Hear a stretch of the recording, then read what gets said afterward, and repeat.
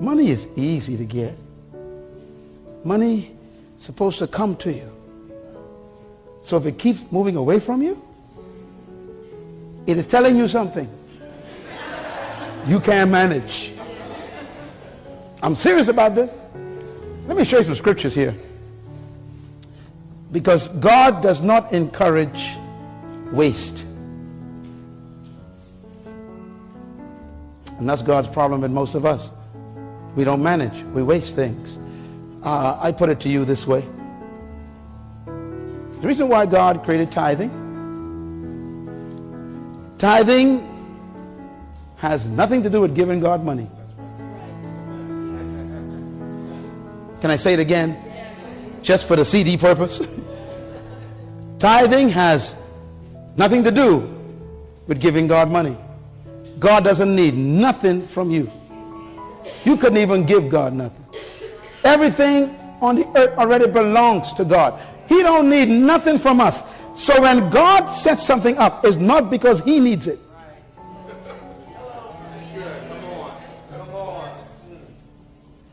Tithing and offerings is God's management training program for mankind. Boy, this is so important. God doesn't need a penny from us. And yet he tells us 10% of everything is mine. We only think of money. And that's our problem. If you get 10 pairs of shoes, one of them ain't yours. If you get 10 dresses, one of them ain't yours. If you bought 10 oranges, one of them is not yours. If you got 24 hours in a day, 2 hours and 40 minutes don't belong to you.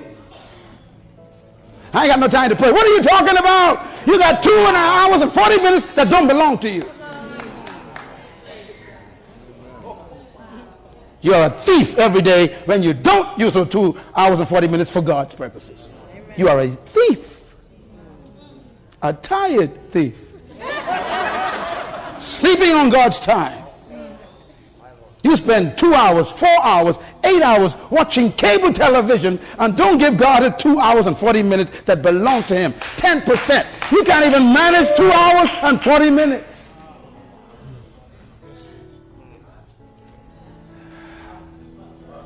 You're trying to get money. It ain't money ain't your problem. Management is your problem. God could any time of day command you to give the dress away in your closet. One of them ain't yours.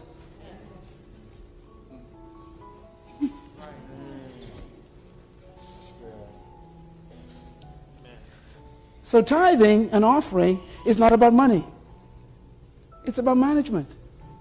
Can you consistently, God says, put aside 10% of everything for my purposes?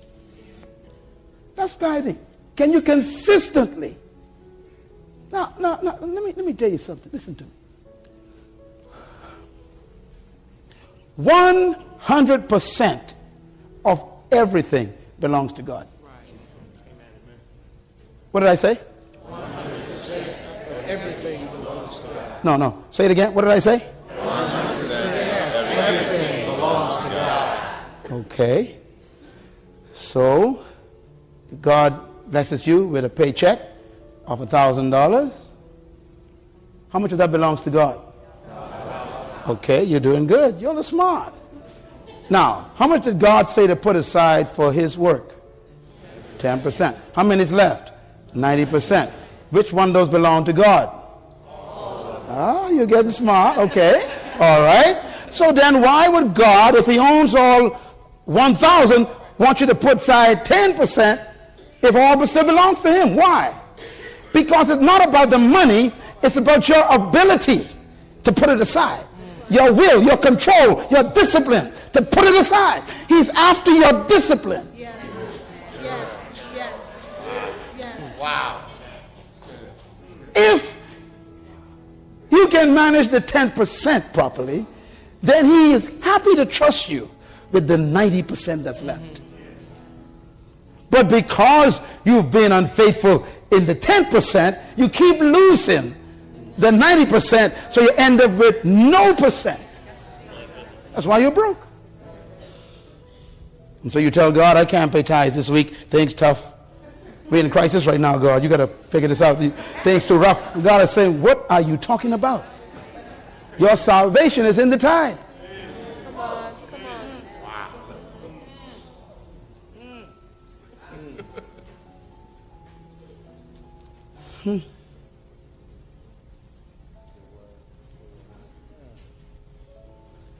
Let me take you one step further. This is what tithing does to you. Number one, what's the first word? Accountability. Write it down. Now, each one of these words is management.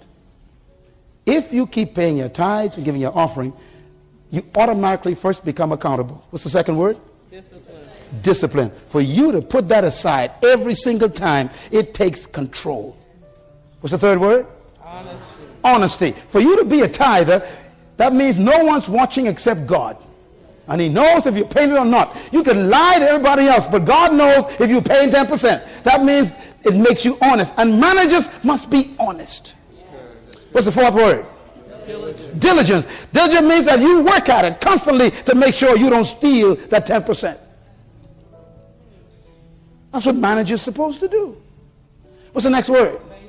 Oh my God. That's what's wrong with managers. They are unfaithful. And it takes faithfulness to tithe. What's the last one? Trustworthiness. Trustworthiness.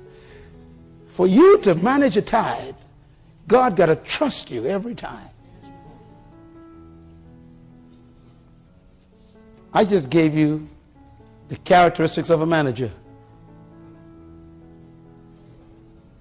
They are accountable. They are honest. They are diligent. They are faithful. They are trustworthy.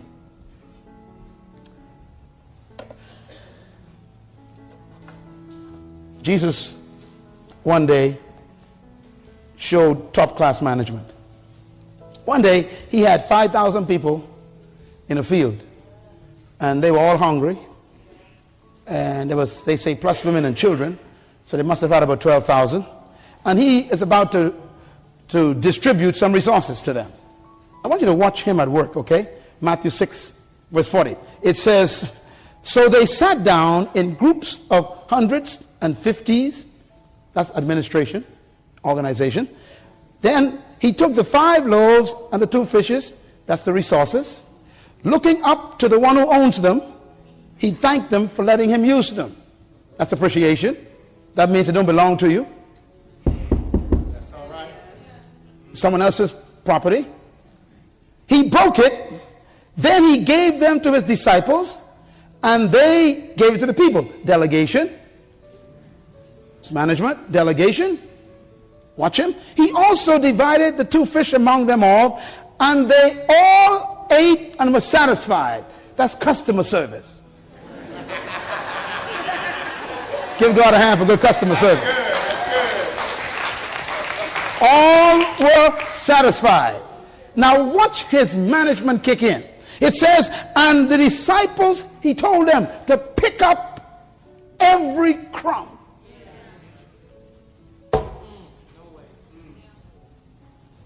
Ladies and gentlemen, I want you to imagine this. 12,000 people in an open field, breaking bread and pieces of fish. Now how in the world are you going to find pieces of bread, crumbs, and pieces of fish, bone and stuff in the grass? He says, pick up every crumb. In the book of Matthew, it actually says it. He says, and he said to them, pick up every crumb and bring it to me. I don't want to waste nothing. That's what I'm talking about. This country is built on a culture of waste. And it is in the church. Who go direct to the buffets after service? You. And what do you do at that buffet? Now you know the plate is too small for what you want to do. You pile it up, sit at the table, and half is left in the plate. You are a bad manager, and God takes notes. Cheryl, waste food.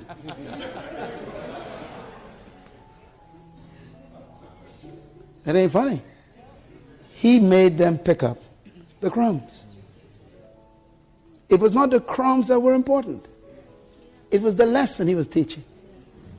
You don't waste the crumb. When we started our ministry, we had a building a little smaller than this. Man, I would teach as if I was teaching to 1 million people. We had our one camera set up in the center, and we would clean everything. We had our sets, speakers, everything. I tell them, this is God's property. No paper in the bathroom. I said, don't call no janitor for nothing. If you find it, fix it. Why? Because God's watching us. And if we can't manage this little building, that ain't ours, he'll never trust us with one of our own. And we began our national television show in that little building. We used to convert the stage into a set for TV. And we took our one camera and we'd move it and shoot it different ways so we can have different cutaways. And we'd work it every inch we used.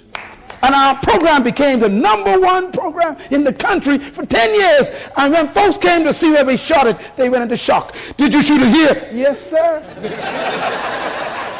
We thought you had a big studio. No, we don't. We got a big mind. Give God a hand for management. I remember when our prime minister came to be a guest on our show. He had to come to a little shopping center, all the police and all the guards, and he came walking. He says, Brother Myles, is this where you... I said, yes, sir, this is it. This is the studio. He said, I thought you had a big place. I said, I got a big mind. He said, you manage this well. And there was the head of my country sitting in that little building on a stage for 1 hour, interviewed by me. And that show became the highest viewing show in the country's history. From a little place that we managed. Today, we built the largest meeting place in the country. We own it. We have block-to-block property. The whole block is ours. We own 57 acres on the beach. When you are faithful over another man's property, God will give you property of your own. I want to say to Grace Church, make this as if it's yours. God's watching you. He's watching how you park your cars in the people's parking spaces. He's watching how you handle the bathroom and the tissue on the floor. He's watching how the kids write and mark. So he's watching everything. Can they handle the big times God is watching for? Can they handle the big times? It's management.